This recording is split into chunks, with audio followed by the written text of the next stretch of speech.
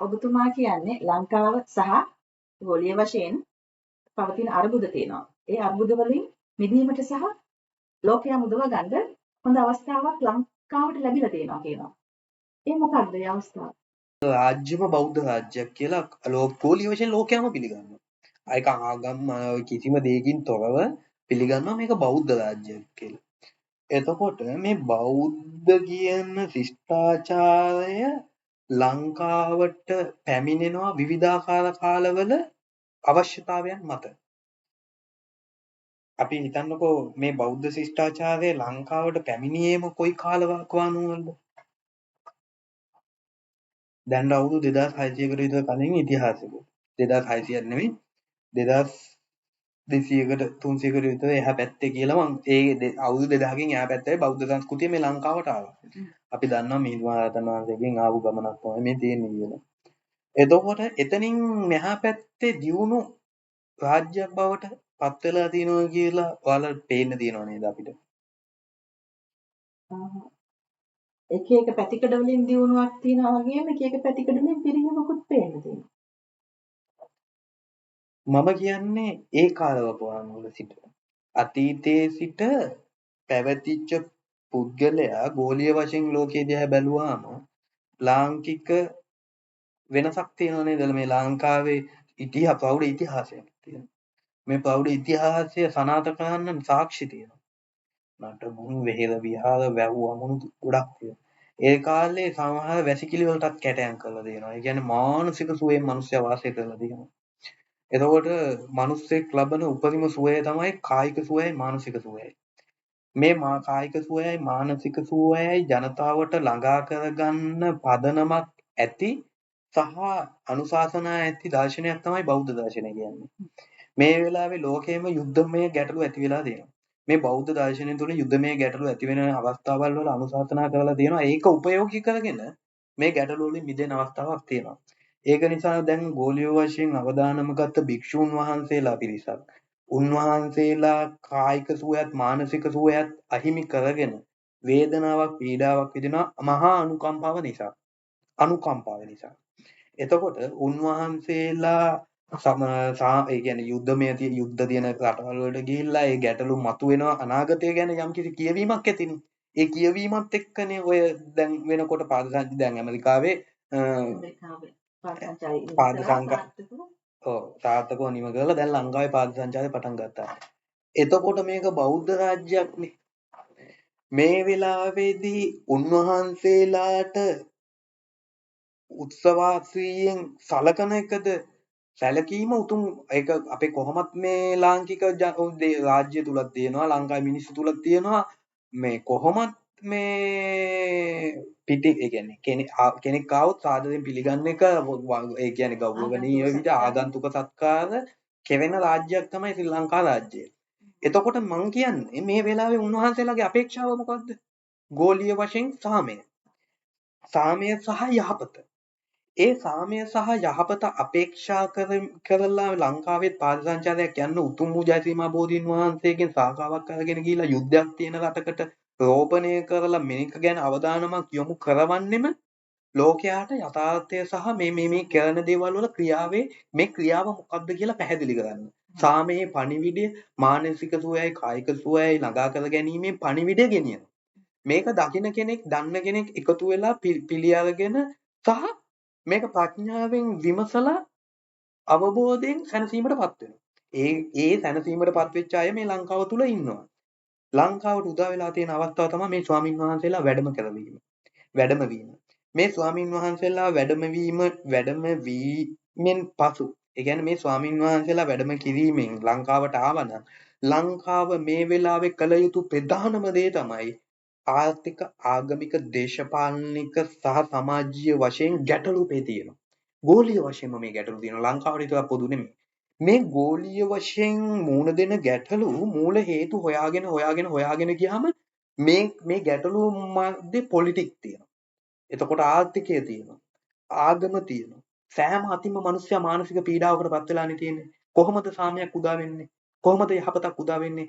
එහෙනම් මේ සාකච්ඡාවකට ආරාධනා කරලා මේ ගැටලු මතුවෙච්ච සෑම අවස්ථාවකම ලංකාවේ ඉතිහාසය අපිට අහන්න හම්බෙලා තියෙනවා. බුද්ධ ශාසන ඉතිහාසය අපිට අහන්න ලැබිලා තියෙනවා.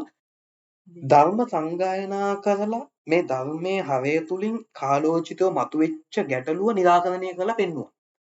එතකොට තමයි මේ ධර්ම සංගායනාව වැළඳගෙන ඒ අනුව මිනිස්සු හැඩ ගැහුණා. මේ වෙලාවෙත් අවශ්‍යම කරන දේ තමයි ධර්ම සංගායනාව. මේ කලබලේ මේ ස්වාමීන් වහන්සේලා පැමිණීමෙන් ධර්ම සංගායනාවක් කරන්න බැරි වුණාට මේ ගැටලු निराකරණය කරගන්න පුළුවන් එකම විසඳුම් කරණය ධර්ම සංගායනාවකින් රාජ්‍යයටත් ජනතාවටත් බුද්ධ ශාසනයටත් අන්‍යාගම් වලටත් අන්‍යාගම් වල හරයත් ඒ ආගම් තුලින් පවා ඒ ආගම් තුලිනුත් පුළුවන් ඒ ධර්ම සංගායනාව කරන්න. යාළගේ ආගම් වලට අනුකූලව. ඒ විදිහට කරලා කාලෝචිතව ගෝලීය වශයෙන් ලෝකයට අනුශාසනාවක් අවශ්‍යයි.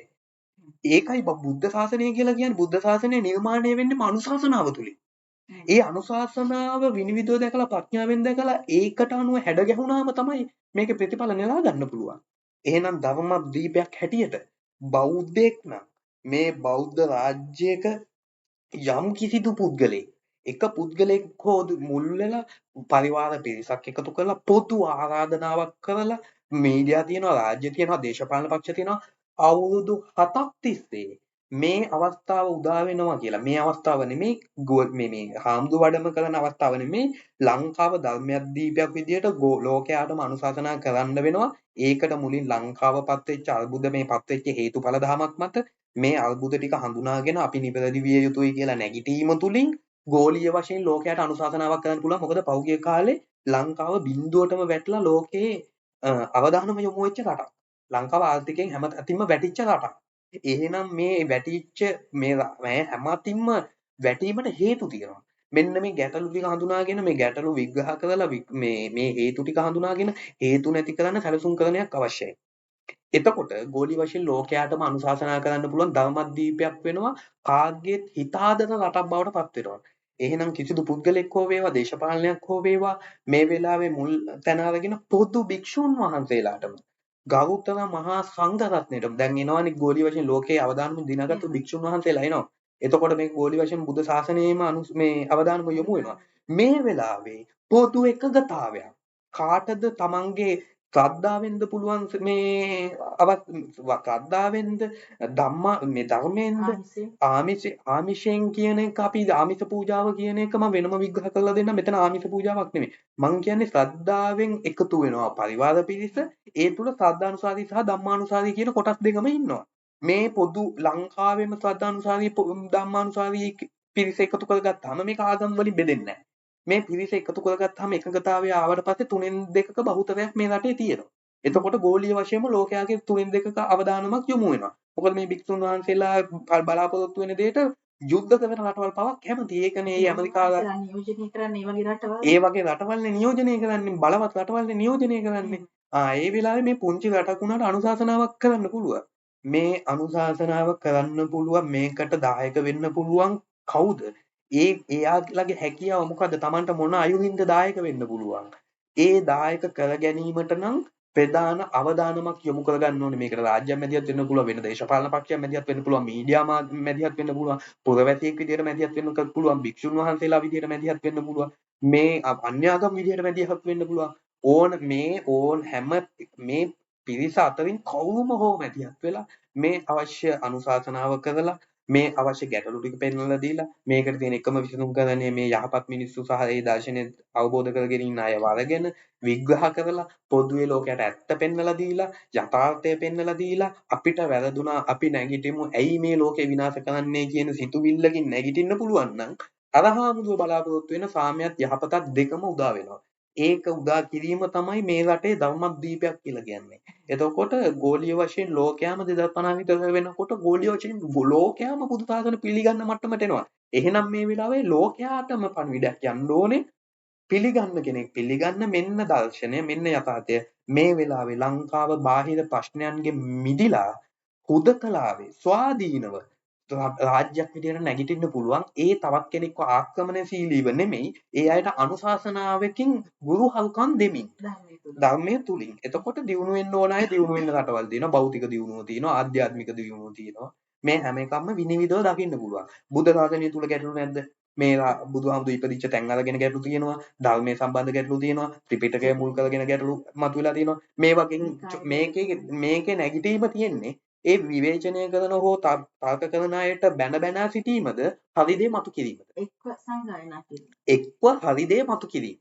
නිවැරදි දේ පෙන්වා දීම. නිවැරදි දේ සමාජගත කිරීම. එතකොට මේක බහුතරයක් පිළිගන්නවද නැද්ද කියලා ඔය ඔයාලට දකින්න පුළුවන්. එහෙනම් නිවැරදි දේ සමාජගත විය යුතුයි. ඒකට පරිවාර පිරිස පිළිගන්න මට්ටමේ ඉන්න පරිවාර පිරිස රැස් විය යුතුයි. ඒ අය තුල නිහතමානීකම ඒ හැමදේම මේ කොහොමත් ඒ ප්‍රඥාවන්ත අය තුල පිහිටලා තියෙනවා. මේ අය එකතු කර ගැනීම තුළ මේ ප්‍රශ්න නිරාකරණය කරලා අවශ්‍ය කරන සැලසුම් කරණය ගෝලීය වශයෙන් ලෝකයටම මේක දැන් රාජ්‍යයන් ගොඩාක් මැද තැනකට එන්න හදන්නේ. මේ වෙලාවේ ලංකාවේ විය යුතු යුතුයකම ඉෂ්ට කරන්න ඕනේ. හැම පාරකම යුද්ධමය අවස්ථාවන් වල ලංකාවේ විය යුතු යුතුයකම ඉෂ්ට කළා. මේ වෙලාවේ අපි යුද්ධයක් කරලා යුද්ධයක් ඉවර කරපු જાතියක්නේ. ඒ කියන්නේ සිංහල ජාතිය යුද්ධ කරලා ඉවර කළා කියලා හිතනවද? ඔයාලා හිතන එහෙනම් රටේ ජනතාව සාමියෙන්ම ඉන්න එපායි. හිතනවද යුද්ධය ඉවර වුණා කියලා? යුද්ධෙත් එක තැනක එක කෙරවලක් ඉවර වුණා. තව කෙරවල් කොච්චරක් තියෙනවද කියලා හිතනවද? යුද්ධයෙන් යුද්ධයක් ඉවර කරන්න බෑ. ඒක තේරුම් ගන්න ඕනේ මූලිකවම. යුද්ධ කියන්නේ තමනුත් අනුනුත් පීඩාවට පත් වෙන දෙයක්මයි. තමන් ජීවත් වෙන්නෙත් බයයි. තමන්ගේ රට පාලනය කරන ජනතාවට ජීවත් වෙන්නෙත් බයයි. තමන් ජීවත් වෙන පරිසරය තමන්ගේ රට ලෝකේ විනාශ කර ගැනීමක්. මේ වෙලාවේ ලෝකයට පොදු අනුශාසනාවක් ඕනේ. ඒ අනුශාසනාව කරනවා නම් ගෝලීය වශයෙන් අවදානමක් ගන්න ඕනේ. ඒක තමයි මේ පාද සංචාරයේ භික්ෂුන් වහන්සේලාගේ අරමුණ. කවුද නිවැරදි සැලසුම් කරන එකකින් එන්න පුළුවන්. මේ හැම එකක්ම දාර්ශනිකව විග්‍රහ කරන්න පුළුවන්. ප්‍රඥාවන්ත පිරිස කවුද කියලා බලලා මේ පිරිස එකතු කිරීමක් වෙන්නේ. මේ පිරිස නැගිටීම තුළ මේ අය විද්‍යාවයි අවිද්‍යාවයි කියන දෙපැත්තම බලාගෙන ඉන්න જાතියක්. જાතියක් විතරක් නෙමෙයි. જાතියක් කිව්වා මේක කොට්ටාසකට අදාළ වෙන එක. මම කියන්නේ මේ ගෝලීය වශයෙන් අවිද්‍යා සහගත ලෝකයා කරන ක්‍රියාවන් හන්දා විනාශ වෙනවනේ. විද්‍යා සහගත ඥාන ප්‍රඥාවක් සහිත පුද්ගලයෙක් කවදාවත් ලෝකයක් විනාශයකට ගෙනියන්නේ නැහැ. Tamanටවත් අනුන්ටවත් ලෝකයටත් අයහපතක් වෙන දෙයක් කරන්නේ නැහැ.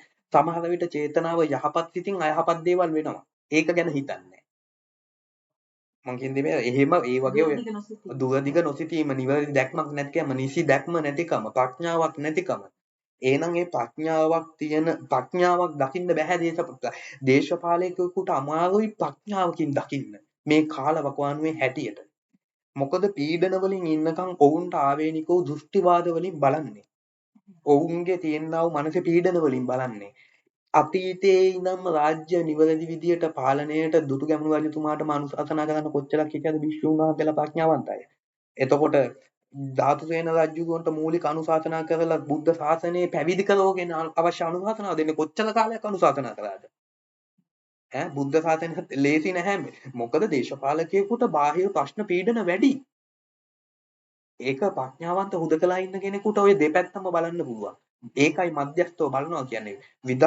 විදර්ශනා කරලා බලනවා. විදර්ශනා කරලා හේතුඵල ධම අවබෝධ කරගන්නවා. විදර්ශනාවේ පරම තැන, අවසාන තැන, අන්තය තමයි මේ ලෝකයේ සියලු මානසිකාරයක්, යුද්ධයක් මානසිකාරයක්, ආර්ථිකෙත් මානසිකාරයක්, බඩගින්නක් මානසිකාරයක්, ශරීරයක් මානසිකාරයක්, ලෝකයාම මානසිකාරයක් පමණයි කියන සිතුවිල්ල හඳුනාගෙන ශරීරයේ පැවැත්මට ආරෝග්‍ය පරමාලාභ ඒ කියන්නේ ශරීරයේ පැවැත්ම ශරීරය සුවසේ වාසය කරනවා නම් Tamanට පුළුවන් මානසික සුවෙත් ළඟා කරගන්න.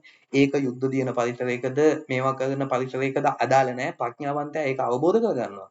ඒ වුණාට මේ වෙලාවේ ප්‍රඥාවන්තයාගෙන් අවිද්‍යා සහගත ලෝකයාට අනුකම්පාවෙන් කළ යුතු දේ කරන්න ඕනේ. ඒක තමයි ධම්මදීපයක සැබෑ අරුත මතු කරන අවස්ථාව. අපි කොච්චර බුදුහාමුදුරු ඉපදිච්ච රටවල් අල්ලගෙන දැඟලුවත් ධර්මයේ මේකයි කියලා විවේචනය කරන්න බැබලෙන්නේ බුද්ධ ශාසනයමයි. විද්‍යාව දියුණු වෙන්න බැබලෙන්නේ බුද්ධ ශාසනයමයි. බැබලෙන්නේ ප්‍රඥාවන්තයාගේ හදවත තුල. ඒක බාහිරයට පේන දෙයක් නෙමෙයි. ඒක බාහිරයට පේන්නේ ඒක අභ්‍යන්තරිකයි. මේ අභ්‍යන්තරිකව අතීතයේ ඉඳන් එන බුද්ධ ශාසනය යම්කිසි කාලවකවානු වල මිනිස්සු තුල ඒ අවබෝධයෙන් හිටපු මාර්ගඵලලාභීන් පිරිස අඩු වුණා තමයි. යම් කාලෙක අඩු වුණා තමයි.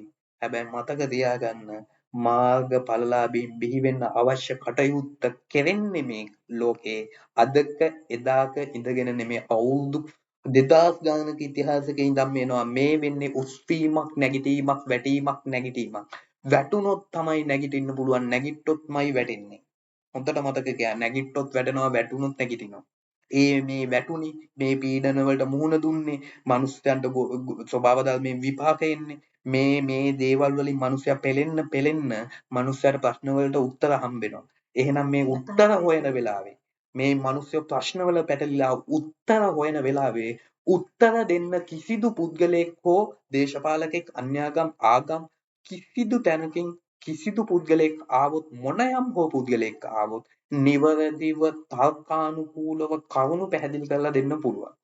ඒ කරුණු පැහැදිලි කරලා දෙනවා නම් එයාට පදනම කරගන්න පුළුවන් ආගම පදනම කරගන්න පුළුවන් තර්කානුකූලව ප්‍රශ්න කරන්න තර්ක කරන්න විද්‍යාව සම්බන්ධ කරගන්න පුළුවන් භෞතික විද්‍යාව කිව්වම භෞතික විද්‍යාව තාක්ෂණය ඔය සියලුම දේවල් අදාළයි. එතකොට විද්‍යාවෙන් ඔප්පු කරගන්න පුළුවන්. සනාථ කරන්න පුළුවන්. ඇත්ත මොකද්ද කියලා තේරුම් ගත්ත බලවත් ආයතන අද ලෝකේ තියෙනවා. බලවත් අය යථාර්ථය හඳුනාගත්ත බලවත් ආයතන උත්සාහ කරනවා යුද්ධය මර්ධනය කරන්න. මේ මිනිස්සුන්ගේ අයහපත් මාර්ග නිවැරදි කරන්න. නිවැරදි මාවතකට යොමු කරන්න. මේ වෙලාවේ රාජ්‍ය පාලකෙක් වේවා කිසිදු පුද්ගලයෙක් ඕනෑම පුද්ගලයෙකුට පුළුවන් මැදිහත් වෙලා තමන්ගේ යුතුයකම තමන්ට කරන්න. අඩුම තරමේ තමන්ගේ යුතුයකම ඉෂ්ට කරන්න සමාජයකට ඇවිල්ලා ක්‍රියාකාරීව හැසිරෙන්න බැරි නම් තමන්ව දැකලා තමන් නිවැරදි වෙන්න. තමන් නිවැරදි වීම තුළ තමන්ට පේන්න ගන්නත් කොහොමත් මනුස්සයා හැදීම තුළ තමයි රටක් හැදෙන්නේ. මේ වෙලාවේ දියසෙන් කුමාරයෙක්ද, සක්විති රජ කෙනෙක්ද, රාවණයෙක්ද, මොන දේශපාලකයෙක්ද, නායකයෙක්ද මොකා ආවත් කරන්නේ සම්මා සම්බුදුරෙක් පහළ වුණත් කරන්නේ මිනිසුන්ට වැරදිච්ච තැන් ටික පෙන්වලා දීලා මිනිසුන්ව නිවැරදි කරනවා. මිනිසුන්ව නිවැරදි කිරීම තුළ එහෙම නිවැරදි කරන්න පුළුවන් පරිවර්තනයකට ගෙනියන්න පුළුවන් සැලසුම් තියෙනවා. එච්චර පරිවර්තනයකට ගෙනියන්න පුළුවන් ප්‍රඥාවන්ත මිනිස්සු ඉන්නවා. ප්‍රඥාවන්ත භික්ෂුන් වහන්සේලා ඉන්නවා. මේ සිව්වනක් පිරිසම තුළ ඉන්නවා. ඒ වගේම තමයි මේ දේශන අවබෝධ කරගත්තු අන්‍යාගම් තියෙන කාටවත් ආගම් විදියට විවේචනයක් කරන්න බෑ. ආගම් වලට බැහැර කරන්න බෑ. මොකද මේ බුද්ධ ශාසනයක් පවතින කාලයක්. බුද්ධ ශාසනයක් පවතින කාලෙක ආගම් ප්‍රධාන වශයෙන් පවතිනවා නම් ඒක ධර්මතාවයක්. හේතුව මොකද ඔයාලා දන්නේ නැති වුණාට මිනිස්සු මේ ආගම හරියට අවබෝධ නොකරගත්තට මේ ආගම් එක ලින්ක් එකක්. මේ ලින්ක් එක අවශ්‍ය පරමාර්ථයකට අන්තිම තැනට යනකම් මේ ලින්ක් එක එකයි. ගත වෙන්නේ බුද්ධ ශාසනයක් පවතින කාලයක්. මේ බුද්ධ ශාසනයේද ක්‍රිස්තියානි දර්ශනයේද මුස්ලිම් දර්ශනයේද කොහේ හරි කෙනෙකුට Tamanට ආර්ය මාර්ගය දැකලා තියෙනවනම් ආර්ය මාර්ගය වැටහෙනවනම් ඒ මාර්ගයේ කොහෙන් හෝ අහලා තියෙනවනම් ඒක ප්‍රත්‍ය කරගන්න පුළුවන් නම් ඒ මාර්ගයේ පරම අන්තයකට නෙමෙයි ඔය අන්ත දෙකටම නැති තැන පරම සත්‍ය අවබෝධ කරගන්න තැනකට ලෝකේ තියෙන චතුරාර්ය සත්‍ය නිවැරදි වතුර වගේ පිරිසුදු සත්‍ය දුක මොකද්ද දුකට හේතුව කොහොමද දුක නැති කරනවා කියන්නේ කොහොමද නැති කරන්න මාර්ගය හදාගන්නේ අන්න ඕක තමයි ලෝකයේ තියෙන පරම සත්‍ය මේ සත්‍ය අවබෝධ කරගන්න පුළුවන් ඒකට අවශ්‍ය රුකුලක් තමයි අන්‍යාගම් වලිනුත් තියෙන්නේ එහෙනම් එකම විසඳුම තමයි මේ වෙලාවේ ඒ ස්වාමින් වහන්සේලාවත් ඒ ස්වාමින් වහන්සේලාව සම්බන්ධ කරගෙන නිවැරදිම සාකච්ඡාවක් මෙතෙක් කල් ලංකාවේ ගිය සාකච්ඡා මධ්‍යස්ථ සාකච්ඡාම නෙමෙයි නිවන අරමුණු කරලා නිවන පෙන්වන්න ධර්ම දේශකයන්න් වහන්සේලා ධර්මයේ දේශනා කරා පැහැදිලි ප්‍රඥාවන්ත අය. හැබැයි දේශපාලන වේදිකාවකට හෝ ඇවිල්ලා ගැටීම් ඇති කරගත්තේ නැහැ ප්‍රඥාවන්තයා. ප්‍රඥාවන්ත භික්ෂුව ගැටීම් ඇති කරගන්නේ නැහැ. මිනිස්සු ගැටෙන්න එනවා මිනිස්සු ගැටෙන එක නවත්තන්න බෑ. ඒ එන හන්දම තමයි අවශ්‍ය දේ තමයි මිනිස්යාගේ අවබෝධය ලබා දීම. මිනිස්යාගේ ප්‍රඥාව වර්ධනය කිරීම. ඒ ප්‍රඥාව වර්ධනය කරන්න අවශ්‍ය දේශන තමයි අතීතේ ඉඳන් පැවතුනේ. බුද්ධ ශාසනය එළියට ඇවිල්ලා බෝධිසත්වවරු කියලා දැඟලුවේ බුද්ධ ශාසනය ගැන කතිකාවතක් නිර්මාණය කරන්න. හොඳද? බෝධිසත්වවරු කියලා දැඟලුවා සිවුරු පෙරවලා දැඟලුවා විවිධාකාර පුද්ගලයෝ විවිධාකාර විදිහට ආවා. ඔය අපේ සිරිපාල මහත්තයලා දළදා වහන්සේට අපහාස කරලා බැන්නේ. එයාලගේ වචනේ දුන්නේ. සමහරවිට එයාලවත් දන්නේ නැහැ වචනේ පිට වෙන්නේ කොහොමද කියලා. ඒ හේතුව බුද්ධ ශාසනයේ කතිකාවත කොට නගා ගන්න උනා. ඒකයි බෝධිසත්වරු ඉදිරියට ඇවිල්ලා විවේචන ධර්ම ගැටලු හාමුදුරුවෝ බුද්ධ කියන වචනේ මුල් කරගෙන සමාජ කතිකාවතක් නිර්මාණය කරේ. එහෙනම් දැන් බලා ගන්න බුද්ධ කියන concept එක මේ ඉදිරියට බලා ගන්න තියෙන්නේ බුද්ධ කියන concept එක මේ බුද්ධ කියන දේශනේ මේ බුද්ධ කියන ලෝක ස්වභාවය මේ බුද්ධ මේ උතුම් ශ්‍රේෂ්ඨතම පුද්ගලයෙක් නිර්මාණය කරපු ශ්‍රේෂ්ඨතම උත්තමයෙක් ගුරුන් වහන්සේ කෙනෙක් නිර්මාණය කරපු ඒ බුද්ධ කියන concept එක මේ බුද්ධ දර්ශනය බුද්ධ ශාසනය ලෝකයේ බැබලෙන විදිය අනාගතයේදී බලාගෙන ඉන්න පුළුවන්. දැන් බලාගන්න බුද්ධ ශාසනය කියන්නේ මොකක්ද කියලා. මම අහපු පැනේට ඔබතුමා දීර්ඝ පිළිතුරක් නම් ලබා දුන්නා. එතකොට කවුද මේක ක්‍රියාත්මක කරන්නේ? කොතනින්ද මේක පටන් ගන්න අපි? මේ වෙලාවේ යම්කිසි ලාංකිකයෙකුට පුළුවන් නම් යම්කිසි ලාංකිකයෙක් මේ කියන දේ තේරුම් ගත්තොත් තේරුම් ගන්න පුළුවන් ලාංකිකයෙක් ඉන්නවනම් මෙතෙක් දේශනා කරපු භික්ෂුන් වහන්සේලා ධර්ම දේශනා කරලා තියෙනවා. බණ අහපු අය ඉන්නවා. අන්‍ය ආගම් වල දර්ශනය පෙන්වලා තියෙනවා. ඒ ආගම් තියෙනවා. ඊට පස්සේ දේශපාලන පක්ෂය තියෙනවා. ඔහොම ගියාම පුරවැසියට එනකම්. පුරවැසියට එනකම් Tamanට හිතෙනවා නම් මේ වෙලාවේ Tamanගේ යහපතත් ලෝකයාගේ යහපතත් උදා කරගන්න ඕනේ කියලා ඒ වෙනුවෙන් ඔහුට යමක් කළ හැකි යමක් කළ යුතුයි කියලා හිතෙනවා නම් Tamanට යුතුයකමක් තියෙනවා ඉෂ්ට කරන්න. විශේෂයෙන් දේශපාලකයට. හේතුව මොකද? ඔහු දේශයක් පාලනය කරන්නෙක්. වගකිය යුත්තේ. එතකොට මේ බෞද්ධ දර්ශනේ මේ අපේ ගෞතම සම්මා සම්බුදුරජාණන් වහන්සේ ගැනම හිතුවොත් මේ බුදුහාමුදුරුවෝ කියලා කියන්නේ ඊගාවට රජ වෙන්න හිටපු කෙනෙක්. කුමාරය සිද්ධාර්ථ ගෞතම කියන්නේ යුව රජ. ඊගාවට රජ වෙන්න හිටපු කෙනා. එයා ගිහිල්ලා මේ මිනිස් මෙයා ශිල්ප ඒ කාලේ තිබ්බ සියලු ශිල්ප හදෑරුවා. 62ක් මං හිතන විදිහට දර්ශනවාද 62ක් දුක තිබිලා තියෙනවා. ඒ හැම තැනම ගිහිල්ලා පරම යථාර්ථය හොයාගෙන ආවා. මේ වෙලාවේ මිනිස්සුන්ට නිවන් දකින්න පුළුවන් මානසික මට්ටමක් නැහැ. තියෙන මනුස්සයා කොහොමත් නිවන් දකින්න එහෙමනේ ප්‍රඥාවන් මේ මාර්ගඵලලාභින් මේ දර්ශනය අරගෙන ආවේ. මේ මාර්ගඵලලාභින් කොහොම කරත් මේ බිහි වෙන එක නවත්තන්න මේ බුද්ධ ශාසනයේ පවතින තාක් මේ සත්‍තිස් බෝධිපාශික ධර්මයේ පවතින තාක්කල් බෑ. නමුත් ඒක පවතින තාක්කල් මාර්ගඵලලාභිය බිහි වෙන එක නවත්තන්න බෑ. මම කියන්නේ ගෝලීය වශයෙන් කාලෝචිතව බැලුවාම ලෝකයා මුහුණ දෙන ගැටලු තියෙනවානේ. ඒ ගැටලු වලට මුහුණ දෙන්නේ සෑම පුරවැසියෙක්ම සෑම ආගමකම කෙනෙක් සෑම දර්ශනයකම කෙනෙක් මුහුණ දෙනවනේ. තමන් ප්‍රශ්නක මුහුණ දෙනවා නම් තමන් නිවැරදි වෙලා ලෝකය නිවැරදි කරන්න මාවත පෙන්වන්න පුළුවන් අවස්ථාවක් තියෙනවා නම් ඒ අවස්ථාව තමයි මම කියන්නේ ලංකාවට උදා වෙලා තියෙනවා කියලා. මොකද ගෝලීය වශයෙන් සාමය සහ යහපත බලාපොරොත්තු වෙන භික්ෂුන් වහන්සේලා පිරිසක් ලංකාවට වඩිනවා. එහෙනම් අපේ ලංකාව බෞද්ධ ශාසනයක් පවතින මේ ලංකාව අන්‍යාගම් සහයෝගයෙන් කටයුතු කරන මේ සෑම කෙනෙක්ටම තමන්ගේ යුතුයකම වගකීමක් තියෙනවා ඉෂ්ට කරන්න. මේ වෙලාවේ කරන්න හොඳම දේ තමයි මේ ප්‍රශ්න විසඳන්න පුළුවන් සැලසුම් කරනයක් හොයන එක. මේ ගැටලු නිවැරදිව විග්‍රහ කරගන්න එක. එහෙනම් පුරවැසියට යුතුයකමක් තියෙනවා ඉෂ්ට කරන්න. ඒ යුතුයකම පුරවැසියා ඉෂ්ට කරන්න ඕනේ.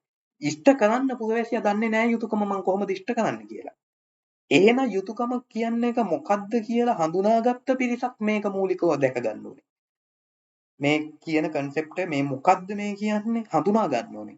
මේක හඳුනා ගැනීමට හැකියාව ලැබෙන්නේ ප්‍රඥාවන්තයෙකුට විතරයි. එතකොට මේ ලංකාව තුල ප්‍රඥාවන්තයෝ 25ක් නැද්ද? ප්‍රඥාවන්තයෝ 25ක් එකතු වුණොත් පුළුවන්. මොකද දාර්ශනික නිහතමානීකමක් තියෙන මාන්නය කියන එක පවා හඳුනාගෙන ඉන්න මාන්නයකින් තමන්ගේ දෘෂ්ටියම මතු කරන්න උත්සාහ දරනවට වැඩිය නිවැරදි වීමේ මධ්‍යස්ථව පිළිගැනීමේ ස්වභාවයකින් යුතු 25ක් මේ ලංකාව තුල නැද්ද? මේ බුද්ධ ශාසනය මෙච්චර ධර්මයේ දේශනා කරලා භික්ෂුන් වහන්සේලා තුල නැහැ, අන්‍ය ආගම් තුල නැහැ, දේශපාලනය තුල නැහැ. 25යි ඕනේ. 25 දෙනා.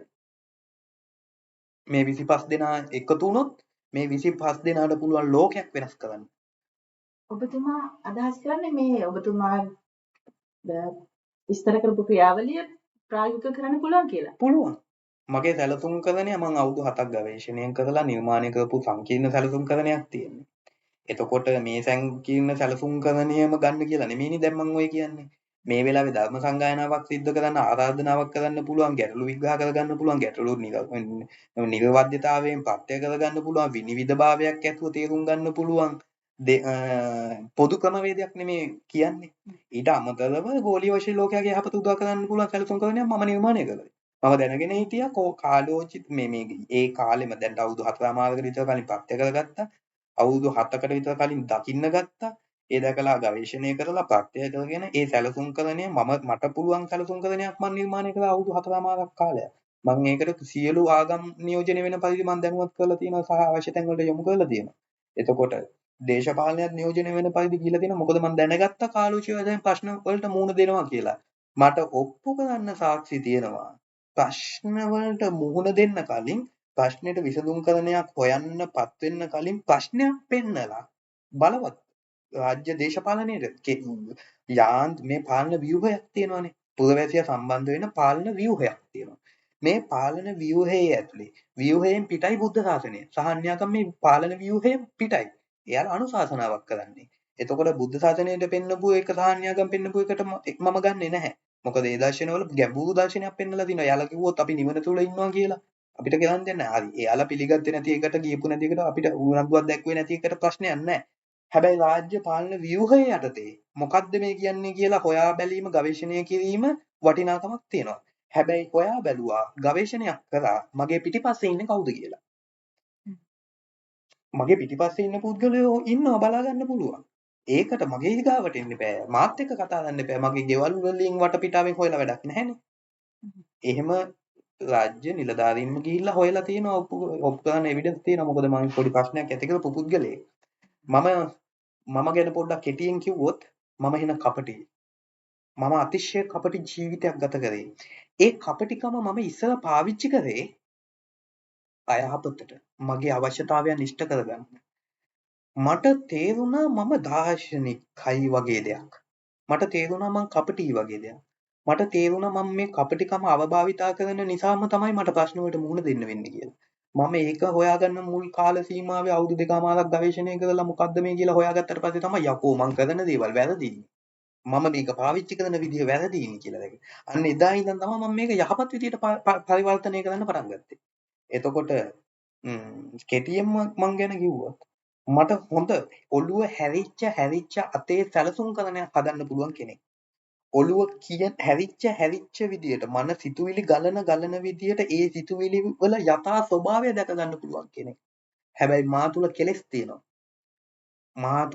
තියෙනවා. මොකද මං ඒවත් දැකගෙන ඒවත් ප්‍රහාණය කරන්න, ඒවත් නැති කරන්න සැලසුම් හදාගෙන යන කෙනෙක්.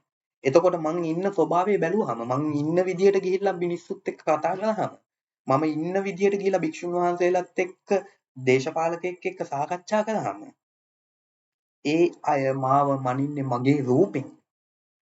මගේ රූපෙන් මැන්නට මාව හොයාගන්න බෑ. ඒ කියන්නේ ඔබතුමා මේ ක්‍රියාවලිය මේ වන විටත් ආරම්භ කරලා ඉන්නේ. ඔව්. ඔය භික්ෂුන් වහන්සේලා වැඩම කරන එක නෙමෙයි ඕවා සෝබාදාමෙන් ලැබිච්ච දායාද ඔය. ඔය අමතරව ලැබිච්ච දායාද. එතකොට මම මේ මෙතෙක් කෙන මාර්ගයේ මට යන්න මුණ ගැහිච්ච තැන් මං ගියපු තැන් මං ලැබපු අත්දැකීම් මං එකතු කරපු සාක්ෂි මම ඒ තැන් වල එවිඩන්ස් මේ හැමදේම මට පෙන්වන්න පුළුවන්. මම කියන ගමන් රටාවටම මට අවශ්‍ය දේවල් මෙතෙක් ලැබිලා තියෙනවා. මම අතීතයේ පසුතැවෙන ගැටලුවකට මුහුණ දුන්නේ නැත්නම් මට මේ අවබෝධය නැහැ. මට මේ ප්‍රත්‍ය කර ගැනීම නැහැ. ඒ ප්‍රශ්න වලට මුහුණ දීලා ඒ ප්‍රශ්න දිහා විනිවිදව බලපු නිසා තමයි මට මේවා අවබෝධ කරගන්න පුළුවන්. එතකොට මට පසුතැවීමක් කම්පා වීමක් නැහැ. ප්‍රශ්නෙට උත්තරේ නෙමෙයි නේද හම්බුනේ. මගේ සමහර විට මගේ මාන්නය තියෙන්න පුළුවන්. ගොඩාක් අයට මං කියන දේ තේරුම් ගන්න අපහසු වෙන හේතුවක් තමයි මගේ මාන්නය වගේ තැන් තමන් විවිධාකාර දෘෂ්ටි කෝණ ලෝකවල ගොඩ නැගෙනවා. ඒ කියන්නේ විවිධාකාර පුද්ගලයන්ගේ මනසේ හැදෙන්න පුළුවන් මූ පඬිතෙක් මූ මාන්නකාරයෙක් විවිධාකාර ඔබතුමා මගේ ගැටලුවට නිවැරදිව පිළිතුරු යොමු කරා. මොකද මේ දීර්ඝ විස්තරයක් ප්‍රකාශ කරා. ඒ ක්‍රියාත්මක කරන විදිය කවුද ක්‍රියාත්මක කළ යුත්තේ කියන එකත් ඔබතුමා කිව්වා. මම අවසානයේ ඇහුවේ මේව වෙන එකත් ඒක ආරම්භ කළා නේද කියලා. ඔව්. ඒක ආරම්භ කරලා තියෙනවා. ආරම්භ කරලා සහ ඇති වුණ ගැටුම් ඒ තමයි මම සැලසුම් කරනයක් නිර්මාණය කරලා ඒකට අවශ්‍ය ප්‍රතිපදාව. ඒකට අවශ්‍ය ගමන් රටාව, ඒකට අවශ්‍ය වටපිටාව සූදානම් කරගෙන යනකොට මගෙන් වෙන දෙයක් තියෙනවා. ඒ තමයි බෞද්ධ දර්ශනය කියවීම තුල සහ ඒක ප්‍රත්‍ය කර ගැනීම තුල මගෙන් දේවල් අතහැරෙනවා. මම මේ බොහොම අමාරුවෙන් අල්ලන් ඉන්නවා. ඇත්තටම කිව්වොත් මම මේ ඔබතුමියත් එක්ක මේ සාකච්ඡා කරලා ලෝකයට දෙන්න ඕන දේ මම අල්ලන් ඉන්නවා. ඒ අල්ලන් ඉඳීම තුලම මම දඟලනවා. මං දැඟලීම තුලම මම පසුගාමී වෙනවා. පසුතැවෙනව නෙමෙයි පසුගාමී වෙනවා. හරියට මැදෙන්න විනිවිද බල කරන්න ඕන තක්කෙටම හරි දේ කරන්න විදර්ශනා කරලා හරියටම සැලසුම් කරන්නේ හරි තැනට එනකන් හිටියානම් ඒ කාලේ ඉඳන්ම දැකගත්තු කාලේ ඉඳන්ම හිටියානම් අවශ්‍ය දේ විතරක් යොමු කරගෙන හිටියානම් මීට කලින් ඉක්මනට දෙන්න තිබ්බා. ඉතින් ඒක පසුතැවෙන්නේ නැහැ. මොකද අද වෙනකොට සක්සස් එක. අද වෙනකොට මම සාර්ථකත්වයකට ගෙනල්ලා. එදා දුන්නා නම් එදා ගෙනිච්චා නම් මේ අවශ්‍ය තැන් වලට ගෙනිච්ච තැන් වලදී ජනතාව හරි මිනිස්සු හරි පිළිගන්න තේරුම් ගන්න තත්යකට හිටියානම් සැලසුම්කරණයේ සංකීර්ණ සක්සස් සැලසුම්කරණයක් දෙන්න වෙන්නේ නැහැ. එහෙම වුණොත් මං කොහෙට හරි බැඳෙනවා. දැන් මම බැඳිලා නැහැ. දැන් මට මේක දෙන්න ඕනේ කියන තැනත් ඇත්තටම කිව්වොත් නැහැ. මොකද මම පුරවැසියෙක් විදිහට මටත් අසාධාරණ අයුක්තියක් අසාධාරණයක් වෙච්ච ලෝකයක්. මගේ මම ජීවත් වෙන රටේ මට උනේ නීතියෙන් හැම පැත්තෙම සමාජයෙන් පවුලෙන් පසුබිමෙන් වටපිට හැමදැනින්ම මට අසාධාරණයක් වුණා. හැබැයි මම ওই අසාධාරණයට මූලික චෝදනාව කරගන්නේ මට. මොකද ওই අසාධාරණයට ලක් නොවී සිටීම තියෙන්නේ මා තුළ. තමන්ගේ තැනසීම තමන් තුළ තියෙන. ඒක දැනගත්තු නිසා මම ওই අසාධාරණයට චෝදනා කරන්නේ නැහැ. මේ අසාධාරණ ලෝකයකට මම උත්තර දෙන්න යන්නේ එදා මට ප්‍රශ්න වලට මුහුණ දෙද්දි මට විනිවිදව දැක ගන්න දැනගන්න ක්‍රමවේදයක් හම්බුන්නේ නැහැ. හම්බුණා පසුගාමීව මම තේරුම් ගන්න බෞද්ධ කියවීම තුලින්. බෞද්ධ දර්ශනය තුලින්. බෞද්ධ හර පද්ධතිය. ඉතින් මට නොලැබුණු දේ මට ඒ අපේ විඥානය අපි කියලා ලෝකයක් ගොඩ නගා ගන්න යාන කාලවකවානු වල අධ්‍යාපනය ලබන කාලවකවානු වල ඒ පැහැදිලි යථා ස්වභාවයේ ප්‍රායෝගික කරණයකින් අපිට ලබා දීලා තිබ්බනම් මීට වැඩිය යහපත් සමාජයක් තියෙනවා. එතකොට ඒ සමාජයක් උදා කරන්න පුළුවන් ක්‍රම තියෙනවා කියලා මම දැනගෙන තියෙනවා දැකගෙන තියෙනවා සැලසුම් නිර්මාණය කරලා තියෙනවා. ඒවා ගන්න එක සංකීර්ණයි. ඒවා ගන්න පොඩි කාල සීමාවක් යයි. ඒ කාල සීමාව යන්නේ මේක පැහැදිලි කරලා දෙන්න. මොකද මේ හදලා තියෙන්නේ අතිශය සංකීර්ණ සැලසුම් කරණයක්. මේ ගැටලු වල निराකරණයේ සමහර විට ගැටලුවේ මිනිස්සු පෙවුනට මේ උත්තර දීලා තියෙන ගැටලුවට නෙමෙයි වුණාට ගැටලුවේ මූල හේතු වලට. මූල හේතු නිවැරදි වීමෙන් තමයි ගැටලුව නිවැරදි වෙන්නේ. නැතුව හැමදාම කරන්නේ తాවකාලිකව රබර් බෝලයක් යට ගහ තියනවා වගේ වෙන්නේ. මිනිස්සු හැමදාම ගැටලුව බැලුවා ගැටලුවට උත්තර දෙවුවා. පුද්ගලෙක් වහනවා ගැටලුව ගහනවා. ගැටලුව උඩට අරගෙන දිග ඇරලා මූල හේතුව හොයාගෙන මූල හේතුව තුරන් කරන්නේ නැහැ. මූල හේතු තුරන් කරන්න ඕනේ. මූල හේතු තුරන් කරන්න විසඳුමක් හදන්න ඕනේ. මූල හේතු තුරන් කරන්න විසඳුමක් හදන්න හොඳ ගැටලු විග්‍රහයක් කරගන්න. ගැටලු විග්‍රහ කරන්න දෙපැත්තක් නෙමෙයි සිය පැත්තක් හිතන්න පුළුවන් දාර්ශනිකයින් ඉන්න ඕනේ. එහෙම පිරිසකට පුළුවන් රටක් ලෝකයක් නිවැරදි කරන්න. සමාජයේ අතීතයේ දෘෂ්ටිවාදවල විවිධ වැරදි මාර්ග ඔස්සේ ආවට දැන් පොඩ්ඩක් සමාජයේ ආගමට දහමට යථාර්ථයට ප්‍රශ්න වලට මුහුණ දීලා කැලිලා පොඩි වෙලා යථාර්ථයක් හොයා ඉන්න වෙලාවක්. හරි තැනකින් යථාර්ථය එන්න. ඔබතුමාගේ මේ දර්ශනයත් එක්ක එකතු වෙන්න. මගේ දර්ශනය කියන්න එපා. තමා වෙන්න ඕනේ ඇත්තටම මේක මගේ දර්ශනයක් නෙමෙයි මේක මං විතරක් නිර්මාණය කරපු එකක් නෙමෙයිනේ. මම මේකට අවුරුදු ගානක් අනුශාසනා අරගෙන තියෙනවා. මේකට අවශ්‍ය දේශනා බාහිරින් දේශනා කරලා තියෙනවා පෙන්නලා තියෙනවා.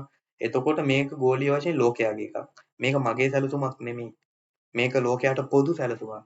එතකොට මම කොහොමද මේ තව හෙට අනිද්දා මං පොඩ සෞඛ්‍ය තත්ත්වෙනුත් දුර්වල තැනක ඉන්නේ. ඉතින් හෙට අනිද්දා මම මැරිලා යන කෙනෙක්නේ. මැරිලා යන කෙනෙකුට ගෞරව කීර්ති නාම ප්‍රශංසා දීලා වැඩක් නැහැ. හොඳට බලන්න ඉතිහාසයේ දාර්ශනිකයින් මේ ඇවිල්ලා මම මතු කරන්නේ 21 වෙනි සියවසට අවශ්‍ය කරන දර්ශනය. මේ ගෝලීය වශයෙන් ලොකු වෙනසක් වෙන. ඒ කියන්නේ තාක්ෂණය බුද්ධ ශාසනයත් එක්ක එකතු වෙන්න යන නිවැරදි අවස්ථාවක්. ඒ කියන්නේ මොකද තාක්ෂණයේ කෘත්‍රිම බුද්ධිය කියන මේ ආටිෆිෂල් ඉන්ටෙලිජන්ස් මේ කෘත්‍රිම බුද්ධිය දක්වා නිර්මාණය වෙලා තියෙන්නේ.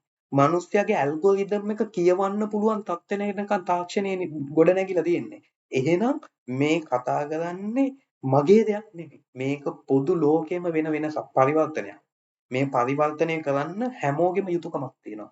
මොකද ඔබ භාවිතා කරන තාක්ෂණයම තමයි පුතේ කෘත්‍රිම බුද්ධිය නිර්මාණය කරන්නේ. ඔබගේ ඇල්ගොරිතම් එකම කියවලා තමයි දැනුම එකතු කරගන්නේ. එතකොට ලෝකයේ බහුතරයක් තියෙන්නේ නිවැරදි දේද? ඔවුන් නිවැරදි පැත්තට යොමු වෙනවා. ලෝකයේ බහුතරයක් තියෙන්නේ වැරදි පැත්තද? ඔවුන් වැරදි පැත්තට යොමු වෙනවා. එහෙනම් මේ වෙලාවේ මේ ඔය සාපාද සංචාර මේ හැම එකකින්ම මේ බුද්ධ ශාසනයේ දේශකයන්න් වහන්සේලා දේශනා කරන්නේ මේ බුද්ධ ශාසනය නිර්මාණය වෙලා මේ හැම එකක්ම මේ වෙලාවේ අනුශාසනා කරලා මේ ආලෝචිතම අවස්ථාවේ අවශ්‍ය අනුශාසනාව සහ ඒ අවශ්‍ය නිවැරදි මාවත පෙන්වලා දෙන්න ඕනේ. ඔබතුමා පැහැදිලි කරපු මේ ගමන යන්න ඔබතුමා යම් කිසි කෙනෙක්ට ඍජුව ආරාධනා කරනවාද? මම ඍජුව ආරාධනා කරා අවුරුදු ගාන තුලම භික්ෂු ශාසනය නියෝජනය වන පරිදිත් අන්‍යාගම් නියෝජනය වන පරිදිත් පුරවැසියෙක් ග්‍රාම සේවකගේ සිට ජනාධිපතිතුමා දක්වා යන යාන්ත්‍රණය පුරවැසියෙකුට යන්න පුළුවන් සමස්ත යාන්ත්‍රණය ඇතුළෙම ගිහිල්ලා තියෙනවා. ඔප්පු කරන්න සාක්ෂි මාගාව තියෙනවා. ඔබතුමාගත් උත්සාහය ඔව් දැන් පිළිගැනීමට පිරිසක් ඉදිරිපත් වෙලා නැහැ. ඔව් මට ආධ්‍යාත්මික මගේ මේ ගැඹුරු දාර්ශනික කියවීම තේරුම් ගන්න ඕනේ නැහැ. ආධ්‍යාත්මික කියවීම තේරුම් ගන්න ඕනේ නැහැ. මට පුළුවන්කම තියෙනවා අද වෙනකොට ලංකාවේ නීතියක් තියෙනවා. නීතිය තුලින් මට වෙච්ච සහ ලෝකයාටම වෙන අසාධාරණයක් පෙන්වන්න මොකද මම මේ වෙනුවෙන් මේ සැලසුම වෙනුවෙන් මේ අවුරුදු ගානටම ලක්ෂ 60ක් වියදම් කරලා තියෙනවා. මේ හාමුදුරුව මේ අවස්ථාවක් ගෝලීය කතිකාවතක් හදන්න මේ නිර්මාණය කරන්න අවශ්‍ය කරන වටපිටාවට මූලික ප්‍රධාන දේශපාලන පක්ෂ වේවා අන්‍යාගම් වේවා ඔක්කොටම පොදුවේ ආරාධනා කරලා ලෝකයාටම මේ සැලසුම්කරණය ලබා දෙන්න තිබ්බ ලක්ෂ 20ක් මේ තියෙන අයුක්ති සහගත අසාධාරණ ලෝකයේම තාක්ෂණය භාවිතා කරලා ඩිජිටල් බැංකුවේ දාලා තිබ්බ ලක්ෂ 20ක් ඩිජිටල් ඇප් එකක් භාවිතා කරලා හොරකම් කරලා තියෙනවා. මම මේ වෙනකොට ලක්ෂ 30ක් ණය වෙලා තියෙනවා. ඇත්තටම මොකද මට මිනිස්සු මුණ ගැහුණට මම කිසිම තැනක කිසිම දෙයක ධනයක් මුල් කරේ නැහැ. මට ධනයක් මුල් කරා නම් අද මට මෙහෙම විනිවිදව දකින්න බෑ. මම ධනය මුල් කරගෙන ලාභ ප්‍රයෝජන අපේක්ෂාවෙන් යනවා. ඒ හන්දා මං අල්පෙච්ච වාසය කරගෙන තමයි මම මේ දේවල් කරගත්තේ. ඉතින් ලක්ෂ 30ක් ණයක් තියෙනවා. ඇත්තටම කිව්වොත් මට අද මන්ට කොච්චර අසාධාරණයක් වුණාද කියනවනම් ගෝලීය වශයෙන් ලෝකයාගේ යහපත උදා කරන්න ගිහිල්ලා මට අද ගෙදරට යන්න බෑ. මොකද මේක වෙනුවෙන් සල්ලි වියදම් කරපු අය මගේ විශ්වාස කඩාගෙන තියෙනවා. මොකද විශ්වාසය නැති කරගෙන යාළගේ පාරවල් වල හැරිලා තියෙනවා. ජනාධිපති දක්වාත් ගිහිල්ලා කිසිම කෙනෙක් දාර්ශනික විදියට අවබෝධ කර ගැනීමේ හැකියාවක් යාන්ත්‍රණයේ තිබ්බේ නැහැ. ග්‍රාම සේවකගෙන් පටන් ගැනීම යාන්ත්‍රණය දිගේ ජනාධිපති කාර්යාලේ ජනාධිපති දක්වා අරගෙන ගියා. ජනාධිපති කෙනෙක් මුණ ගැහුන්නේ නැහැ තාම වෙනකන් මගේ ඉල්ලීම පරිදි. මම ඉල්ලන්නේ මොකද්ද? මම බෞද්ධයෙක්. මාගා බුද්ධි තොරතුරු ගොඩක් තියෙනවා. මාගා රටකට අවශ්‍ය කරන තොරතුරු ගොඩක් තියෙනවා. ඒක දෙන්න නම් ක්‍රම දෙකක් තියෙනවා. මට ඒක දෙන්න පුළුවන් මේ තියෙන සමාජයක මේ තියෙන විනාඩි 20න් 30න් දෙන්න බෑ. මම බෞද්ධයෙක් විදිහට බෞද්ධ රාජ්‍යයක ඉඳගෙන මගේ පාලකයාට මගේ බලයේ තියෙන මගේ අයිතිය තියෙන මුල් පුටුවට ආරාධනා කරා මට පන්සලකට ගිහිල්ලා ඔබතුමත් එක්ක වන්දනා කරලා ඔබතුමත් එක්ක පොඩ්ඩක් කතා කරන්න ඕනේ. ඒ තැනකට එවන්නේ නෑ යාන්ත්‍රණය ඇතුලේ. ඒකට හේතු තියෙනවා. හේතුව මං හඳුනගත්තා. හැබැයි මං ඒවට විවේචනය කරලා චෝදනා කරන්නේ නෑ. අපි හැමෝටම යහපත් වෙන්න පුළුවන් නම් යහපත් වෙන්න පුළුවන්. මේ දේවල් වලට බය වෙන කෙනෙක් ඉන්නවනම් පාලනය වෙනත් විදිහකට යට කරගෙන ඉන්න කෙනෙක් ඉන්නවනම් මට ඇවිල්ලා වෙඩි තියලා යන්න පුළුවන්. පාලන බලයකට වෙනත් විදිහකට එන්න කෙනෙක් ඉන්නවනම් මාව හොයාගෙන ඇවිල්ලා වෙඩි තියලා යන්න පුළුවන්. මොකද අද මං කතා කරන වචනේ අද තාක්ෂණය ඔස්සේ කොහොමත් ග්‍රහණය කරගෙන ඉන්නේ ලොකේෂන් පවා හොයාගෙන ගන්න පුළුවන්. මගේ කටහඬ පවා හොයාගන්න පුළුවන්. මගේ ගාව ෆෝන් එකක් තිබ්බේ නැති වුණාට මම කොහේ හරි යනකොට මගේ කටහඬ එන්ට්‍රිගේට් වෙලා කොහෙද ඉන්නේ කියලා හොයාගන්න පුළුවන් දියුණු තාක්ෂණයක් ලෝකේ තියෙනවා කියලා එක අමතක කරන්න එපා. ඔබතුමාගේ තාරුණ්‍ය කැප කරලා ජීවිතයේ අවස්ථාවන් කැප කරලා ඔබතුමාගේ ආධ්‍යාත්මික ගමනක් මදකට පසෙ කළා. මගේ ආධ්‍යාත්මික ගමන මදකට පසක කළේ නැහැ. මගේ ආධ්‍යාත්මික ගමන පසකට දැම්මනම් මම එහෙනම් සම්මුතියට මේ වෙනකොටත් අහුවෙලා. මම මගේ ආධ්‍යාත්මයක් තියාගෙනම ඒ තැන්වල ගිහිල්ලා මං සතියක් හරි කල්ගත වෙලා විදර්ශනා කරලා මං ආධ්‍යාත්මය තුලින් ඒක අවබෝධ කරගෙන මම පසුතැවීමකින් තොරව ආධ්‍යාත්මයේ සුවය විඳගෙන යනවා. ඔබතුමා ඒ ආධ්‍යාත්මික ගමනත් සමග මම නිවැරදි කරගන්නම් මගේ ප්‍රකාශය. ඔබතුමා ආධ්‍යාත්මික ගමන යන අතර ලෝකයාගේ යහපත වෙනුවෙන් මේ ගන්නා උත්සාහය අපි විවෘතව ආරාධනා කරමු මිනිසුන්ට මේක අහන්න. මේක තේරුම් ගන්න. මේකෙදි මෙහෙම කරන්න. මේකෙදි කිසිම කෙනෙක් මාව වැළඳ ගන්න හදන්න එපා. මම මේ රාජ්‍ය යාන්ත්‍රණයට එනකන් ගියා කියලා කියනවනේ. මං ගෙනිච්ච කන්සෙප්ට් එක තමයි තුන් කල් දැක්ම. අතීතය කියවීම, වර්තමානය කියවීම, අනාගතයට සැලසුම් කරන එක. ඒ කියන්නේ අතීතය කියවලා වර්තමානය කියවලා අනාගතයට නිවැරදිව පියමන් කරන්න පුළුවන් සැලසුම් කරන එක. මේ වගේ සැලසුම් කරනයක් රාජ්‍ය යාන්ත්‍රණයට දේශපාලකයින්ට දේශපාලනයට බුද්ධ ශාසනයට ලැබිලා තියෙනවද කියලා බලන්න. බලලා ඒක ඕනේද කියලා කතිකාවතක් සමාජයේ යන්න. සමාජයේ ගියාට පස්සේ මම මැරුණත් අද මගේ ජීවිතේ මම විශ්වාස කරන්නේ නැහැ. අද මම මැරුණත් තැන් තුනකින් මේක එළියට එනවා. සියලු සැලසුම් කරන්නේ හදලා සමාජයට දීලා දායාද කරලා ඉවරයි. අද මම නිදහස් පුද්ගලයෙක්. හේතුව මොකද මම අවශ්‍ය 3 දෙනෙක් නිර්මාණය කරලා ඕන තැනට එනකම් අවශ්‍ය වටපිටාව සූදානම් කරලා ඒකට අවශ්‍ය කරන සාක්ෂි ටික ඔවුන්ට ලැබෙන්න සලස්සලා ඉවරයි. ඔවුන්ගේ ගමන් මාර්ගවල යන අය අවශ්‍ය වෙලාවෙදී අවශ්‍ය තැනට යොමු කරයි.